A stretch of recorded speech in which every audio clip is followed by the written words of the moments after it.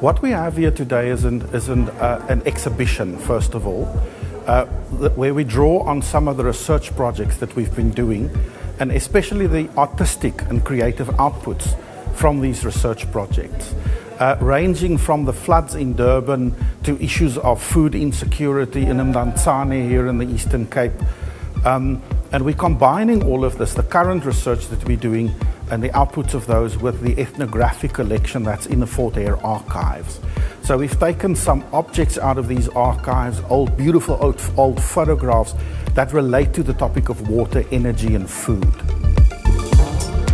So I'm in the development studies as a discipline, and we're interested in how we can use science and policy and also activism to improve the lives of ordinary citizens.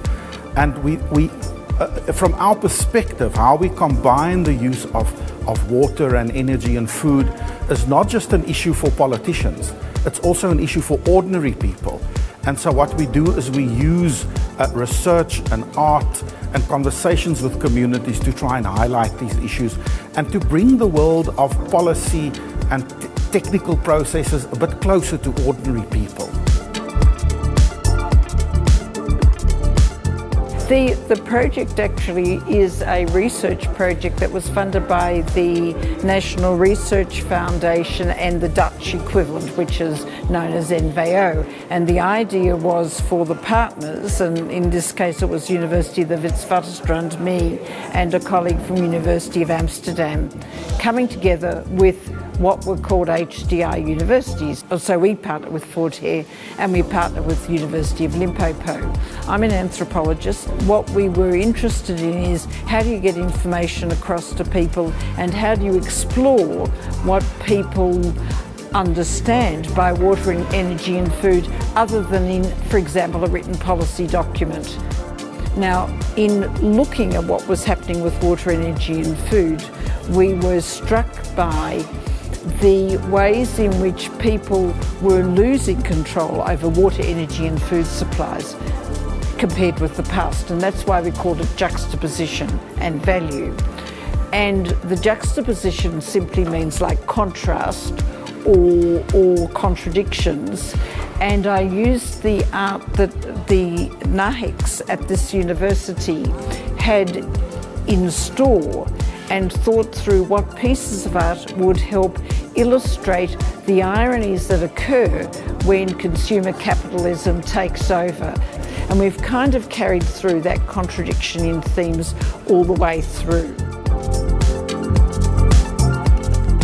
So the University of Fort Hare is very excited to be hosting this art exhibition as well as the Colloquium. It's hopefully going to be the first of many more to come, where the university can really showcase the wonderful art and artifacts that it has in its collection, and to partner with other institutions in presenting this work in the way that it is. Well, as NAHECS, our role is to support, we are a support center. We support research, teaching and community engagement here at Fort Hare. So when the kind of lead investigators came to view NAHECS collection, they were kind of looking at ways of accessing the archive at NAHECS for the exhibition, and it was in the context of us kind of interacting and exchanging ideas on what these resources mean and how best can they be put to use. And I think the exhibition itself is a good way of showcasing what NAHECS has and the potential that the collection has in as far as informing our research, teaching and community engagement here at Fort Hare.